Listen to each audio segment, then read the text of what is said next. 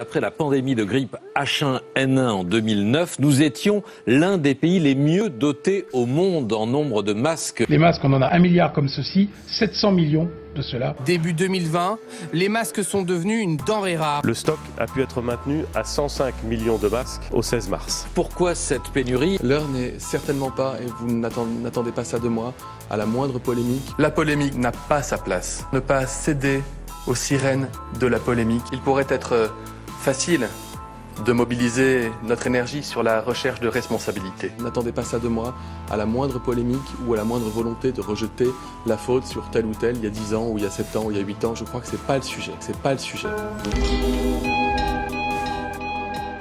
Quels que soient les processus de décision ayant conduit à ce que ces stocks ne soient pas renouvelés dans la durée, toujours est-il que ces stocks de masques se sont réduits année après année. Il avait été en effet décidé suite aux crises sanitaires précédentes, et je remonte pour cela à 2011 et 2013, qu'il n'y avait plus lieu de conserver des stocks massifs de masques. Il a été décidé, 2011, 2013, Madame la députée, que ce milliard de stocks d'État n'était plus indispensable tant les capacités de production mondiale de masques étaient désormais intenses, notamment en Asie. Seulement voilà, la crise sanitaire, elle a commencé par toucher la Chine. De sorte que lorsque le Covid-19 est apparu, il ne restait qu'un stock d'État de 117 millions de masques chirurgicaux pour adultes et aucun stock stratégique d'État en masques FFP2. Mise en cause dans la polémique de la pénurie de masques, l'ancien ministre de la Santé, Xavier Bertrand. L'heure aujourd'hui, elle est à zéro polémique. Quand j'ai quitté mes fonctions, il y avait 1,4 milliard de masques en France. En 2013, il y a un avis, même pas du ministère de la Santé, du secrétariat général de la Défense nationale, qui dit qu'à partir de cette date, c'est chaque employeur qui devra fournir les masques à ses salariés. Sauf que c'est à partir de ce moment-là que l'on doit avoir toutes les questions. Il n'y a pas eu de renouvellement de stock de masques, notamment depuis 2011. C'est une erreur. Marisol Touraine a été ministre de la Santé en France pendant 5 ans. Vous savez, après 2011, on a beaucoup critiqué le gouvernement de l'époque pour avoir fait des stocks qui se sont entassés et qui n'étaient pas utilisés. Donc, il y a des stocks qui sont faits, il y a des stocks qui sont prévus pour des situations identifiées. C'est vrai que la ruée sur les masques, qui n'était pas nécessairement justifiée au départ, n'a pas forcément été anticipée. Voilà, viendra un moment où le port des masques devra sans doute être réservé à des professionnels. La grogne devant la pénurie de masques, elle monte inexorablement depuis une semaine chez les professionnels de santé. 10 masques qui me restent pour bosser. C'est vraiment du bidouillage qu'on fait. Non, je ne reconnais pas qu'il en manque. Ces masques sont en cours de livraison. Yann, le premier mensonge, c'est sur les stocks de masques. Le gouvernement français n'a pas assez de masques, mais il ment.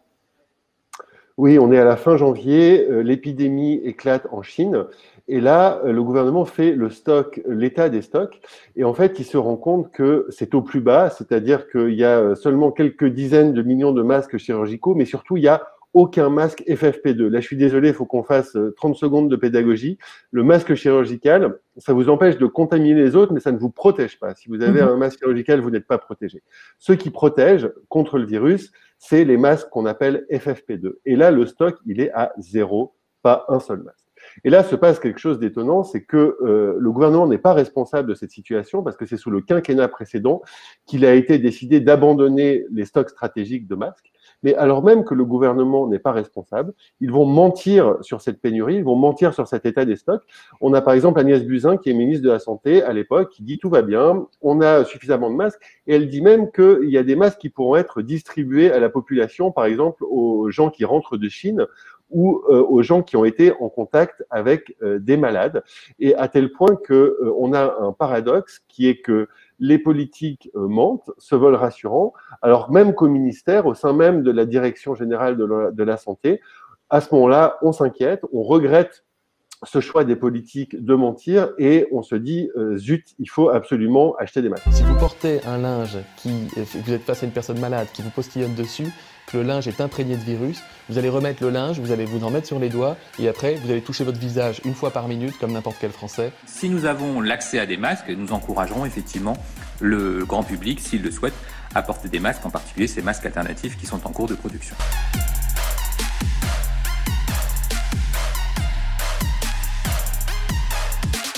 Je dis les consignes parce qu'elles sont éclairées par ce que me disent les médecins et les scientifiques. Porter un masque en population générale, ça ne sert à rien. Les Français ne pourront pas acheter de masques dans les pharmacies parce que ce n'est pas nécessaire quand on n'est pas malade.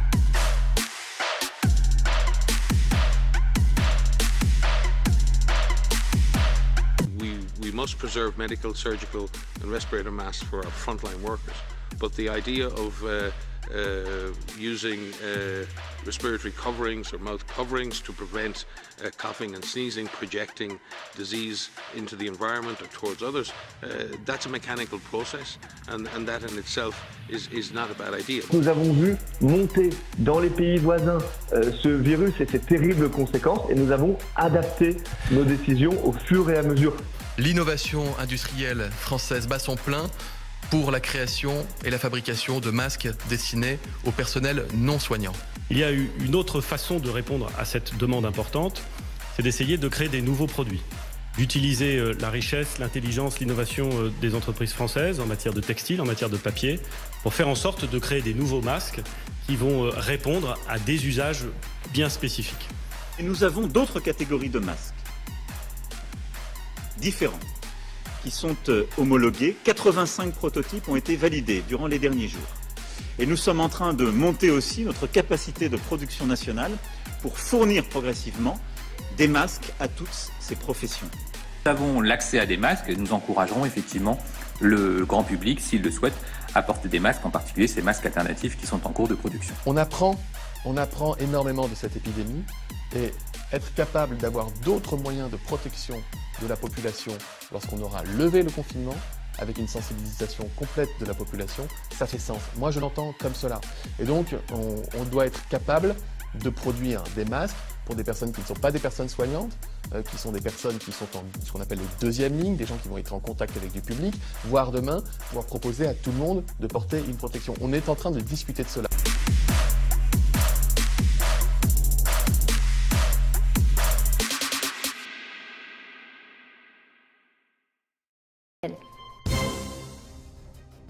Alors qu'il faudrait 40 millions de masques par semaine, la France n'a la capacité d'en produire que 8 millions. Ce n'était pas le cas en 2018 car l'usine Honeywell dans les Côtes-d'Armor pouvait en fabriquer 20 000 par jour. Elle a malheureusement été rachetée par un groupe américain qui a choisi de délocaliser sa production en Turquie par la suite. C'est ici à Plaintel, près de Saint-Brieuc, qu'en 2009, l'État français avait passé commande de 200 millions de masques sous la menace du virus H1N1. Sperian à l'époque affichait une belle santé. Les masques chirurgicaux sont des masques hygiéniques qui protègent contre les projections, comme les postillons, alors que les masques que nous fabriquons ici sont des masques de protection respiratoire, de filtration, qui permettent de filtrer l'air inspiré et donc de protéger le porteur du masque contre tout danger potentiel comme un virus. L'entreprise comptait près de 300 salariés avec des lignes automatisées capables de produire 4000 masques à l'heure. Mais les commandes de l'État vont se tarir, le chiffre d'affaires fléchir et en passant aux mains du groupe américain Honeywell, Sperian va perdre de sa superbe. Après plusieurs plans sociaux, le sort du leader français du masque de protection sera scellé. On était le principal fabricant de masques pour la France et on fabriquait non seulement pour la France, mais avec le réseau du groupe, on vendait des masques un peu partout dans le monde. La fermeture de l'usine en 2018 sera un crève-cœur pour celui qui la dirigea de 1991 à 2006. L'entreprise de Plaintel était parfaitement rentable. Mais probablement que Honeywell a considéré que le niveau de rentabilité n'était pas dans leur ratio et ils ont préféré laisser mourir cette entreprise plutôt que de la laisser vivre et puis de maintenir des emplois parce que quand même, il y avait aussi un savoir-faire, il y avait une connaissance. Les masques pliables qu'on voit là, ça a été inventé par le service R&D de l'usine, donc il y avait du potentiel.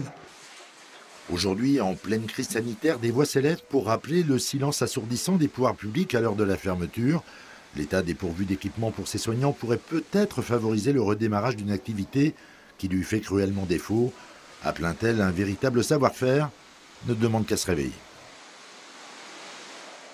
Le 29 mars dernier, la France a reçu une cargaison de 5,5 millions de masques chinois, ce qui est toujours insuffisant. C'est pourquoi Macron s'est enfin décidé à commander 1 milliard de masques à la Chine, dont 74 millions de masques FFP2. Aujourd'hui, on va vous parler d'un des plus gros scandales de la gestion de la crise du coronavirus par la France qui vient d'être révélé aujourd'hui. Ce scandale, il est encore pire que la pénurie et le mensonge d'État sur les masques. Oui, c'est possible. Ce scandale, c'est que la France, le gouvernement a choisi de nous priver de 150 000 à 300 000 tests semaine qu'on aurait pu réaliser dès la mi-mars. Ces centaines de milliers de tests, on aurait pu les avoir facilement dès la mi-mars, à une époque où on n'avait fait au total que 30 000 tests de coronavirus. C'est une info tellement énorme, tellement délirante qu'on a dû la vérifier plusieurs fois. On a relu l'article du Point, c'est le Point qui sort cette info et je vous jure, c'est complètement scandaleux. Faut bien comprendre que réaliser des tests de coronavirus, c'est absolument vital pour contenir l'épidémie. Tout le monde le sait depuis la Corée du Sud. Plus on fait de tests, plus on peut identifier les nouveaux malades et du coup les mettre en quarantaine et contenir rapidement l'épidémie. Et aussi, plus on fait de tests, mieux on peut suivre l'évolution médicale et les symptômes des gens malades et donc mieux on peut les soigner. Tous les pays qui ont fait beaucoup de tests ont eu des bien meilleurs résultats dans la lutte contre le coronavirus que nous. D'ailleurs, tester massivement, c'est une des recommandations phares de l'Organisation mondiale de la santé depuis des semaines et on peut pas faire plus clair. Le moyen le plus efficace de prévenir les infections et de sauver des vies est de briser la chaîne de transmission. Et pour ce faire, vous devez tester et isoler. Malgré ça, depuis le début, la France effectue très peu de tests. D'abord parce qu'on attend les tests rapides que pour le moment on n'a pas. Les tests, c'est qui vous détectent le truc en quelques secondes. Et en attendant, les tests PCR, c'est les tests qui détectent l'ADN du virus dans votre organisme, eh bien ceux-là on les fait faire par les laboratoires des hôpitaux et ces laboratoires ont très vite été saturés et ont manqué de réactifs. Dès fin février, la France et les hôpitaux du Haut-Rhin n'avaient pas assez de tests pour tester tous les contaminés potentiels. Donc ça fait un moment qu'on est à la rue. Et encore aujourd'hui, après des mois d'épidémie et des semaines de confinement, la France est en incapacité, on n'est pas capable de tester tous les travailleurs en première ligne, tous les soignants, tous les gens qui vont soigner dans les EHPAD, qui travaillent dans les chaînes de distribution et qui continuent à travailler, ces gens-là, on ne peut pas les soigner et donc potentiellement ils peuvent passer le virus à plein de gens. Donc en France, niveau test, on est dans le brouillard, on navigue à vue, on est incapable de savoir qui a le virus et où il est précisément. Et ce qu'on apprend aujourd'hui, c'est que on avait une solution disponible immédiatement pour tester massivement des centaines de milliers de personnes, notamment toutes celles qui travaillent pendant le confinement. Cette solution, c'est de faire réaliser les tests par les labos vétérinaires. Les labos vétérinaires se sont organisés depuis la mi-mars et depuis cette période, ils supplient Macron de débloquer cette solution et de réaliser tous ces tests. Ces laboratoires, ils s'appellent les laboratoires départementaux d'analyse. Leur job, c'est de faire des analyses de bouffe, de qualité de l'eau, des suivis d'élevage et d'animaux sauvages. Du coup, ils sont équipés pour détecter les virus et ils savent le faire à l'échelle industrielle parce que c'est eux qui vont dans les élevages de canards ou de porcs ou de ce que vous voulez pour aller détecter la grippe aviaire, la grippe porcine et tout ça. Du coup, ces laboratoires ont tout le matériel, tous les produits chimiques, toutes les machines nécessaires pour réaliser des dizaines de milliers de tests par jour. Et ces laboratoires, ils sont partout sur le territoire, ils se sont organisés et ils ont dit à Macron, regardez, nous on a toutes les machines pour faire les tests, on a tous les produits chimiques nécessaires, on a même les kits de prélèvement, on est en capacité de fournir 150 à 300 000 tests par semaine, comme ça, en 3 jours, vous avez qu'à nous dire oui. Et quelle a été la réponse du gouvernement ? Eh bien, ils ont répondu « Écoutez, on ne sait pas, il y a des enjeux réglementaires. En gros, veuillez patienter s'il vous plaît. » Et depuis le 15 mars, walou, toujours aucune nouvelle, ces laboratoires, ils peuvent nous aider, ils font rien. Alors que, dans le même temps, l'Allemagne, la Belgique, l'Espagne ont tous les trois mobilisé les laboratoires vétérinaires pour augmenter leur capacité de test et contenir l'épidémie. Nous, notre gouvernement, il fait rien. Et honnêtement, il n'y a aucune bonne raison de ne pas le faire. Toute la filière est prête, il y a tout le matériel, il n'y a qu'à dire oui et c'est parti. Incompréhensible. C'est incompréhensible que notre gouvernement qui se dit en guerre, en mode guerrier, n'ait pas pris ses décisions pour protéger la population. Parce qu'imaginez, si depuis la mi-mars on avait testé tous les travailleurs en première et deuxième ligne, tous les livreurs, tous les caissiers et caissières, les policiers, tous ceux qui bossent dans les EHPAD, toutes celles et ceux qui travaillent pendant le confinement, eh bien s'ils avaient été testés, on aurait évité des nouvelles contaminations et on aurait probablement évité des morts. Marlion, la seule usine française enregistrée pour délivrer de la Novaquine sur le marché, est actuellement en redressement judiciaire. Sera-t-elle sauvée par l'État français? Le gouvernement va-t-il protéger les intérêts des Français? Pour le moment, il est question que ce soit la région Auvergne-Rhône-Alpes qui se substitue à l'État pour venir au secours de l'usine. Alors que la France ne fabrique pas de respirateurs, plusieurs industriels français ont proposé des prototypes à l'État afin d'en fabriquer. L'État, de son côté, ne leur a toujours pas donné de réponse depuis 2 mois. Comment l'État peut-il rester aussi immobile sur un sujet aussi important alors qu'autant de vies sont en jeu? Rappelons que Trump a réquisitionné le constructeur automobile General Motors pour la fabrication des respirateurs. Luxfer était la seule usine en France à fabriquer des bouteilles d'oxygène médical jusqu'à sa fermeture en 2019. Ses ex-salariés s'élèvent pour demander sa réouverture et sa nationalisation. La direction britannique de Luxfer avait décidé de transférer des productions à Nottingham et à Riverside. L'article 63 du TFUE avait empêché à la France de protéger son patrimoine industriel au nom de la libre circulation des capitaux. L'activité du secteur privé en France a connu un ralentissement record en mars en raison de la pandémie de coronavirus. Bruno Le Maire parle même d'un choc comparable à la grande récession de 1929. L'Union européenne était déjà la lanterne rouge de la croissance mondiale. Elle était déjà contrainte d'imposer de lourdes politiques d'austérité pour sauver l'euro. Même si la trajectoire baissière de l'économie européenne est vertigineuse, Angela Merkel a fait part lors d'un sommet européen de son opposition à l'idée d'émettre des Corona Bonds. Cette mesure avait été saluée par les Européens comme le premier exemple des eurobonds qu'ils attendent avec ferveur. Comme l'avait fait remarquer Vincent Brousseau, les Allemands ne voudront jamais être garants des dettes des autres pays européens, ce qui rend impossible ce genre de projet.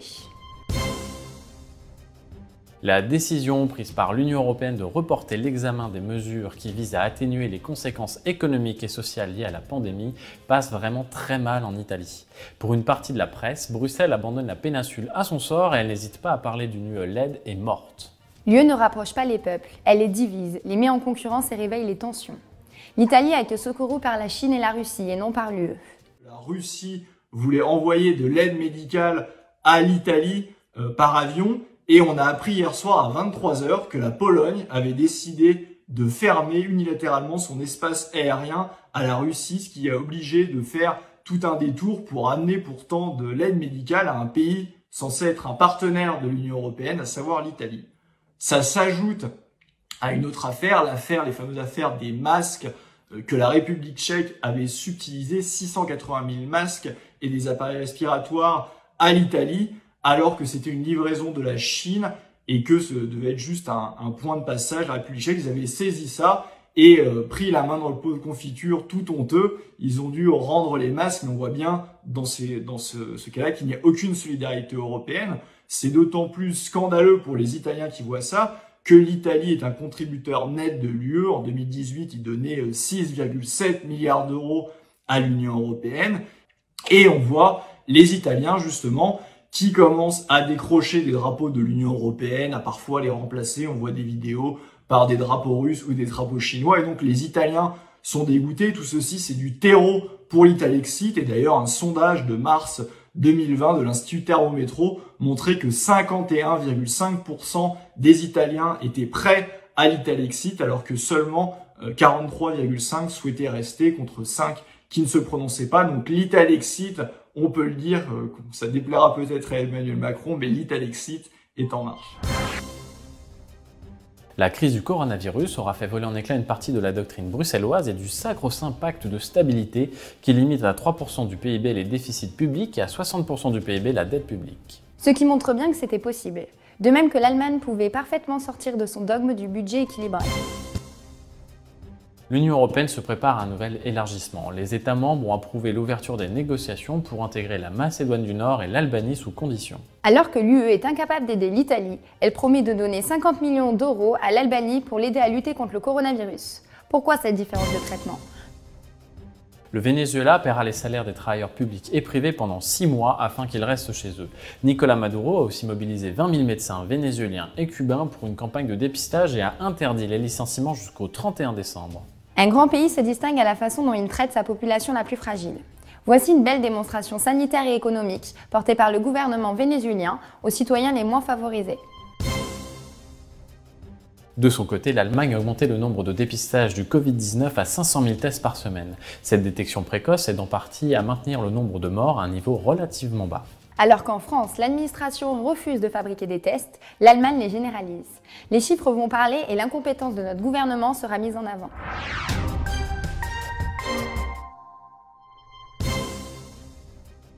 Et passons à la bonne nouvelle de la semaine. Les supermarchés basculent vers le 100% de fruits et légumes français. Ils s'engagent également à offrir des débouchés aux producteurs français qui ne pourront plus vendre leurs produits sur les marchés ou qui ont perdu leurs clients restaurateurs. Sortir de la mondialisation est donc possible. Mais rappelons que c'est incompatible avec les traités européens qui ont pour principe fondamental les profits. Voilà, c'est tout pour cette édition. N'hésitez pas à partager cette vidéo et à réagir dans les commentaires. Et n'oubliez pas de rester confinés et de respecter les mesures sanitaires préconisées par les autorités. Nous vous disons à très bientôt pour une nouvelle vidéo et d'ici là, prenez soin de vous.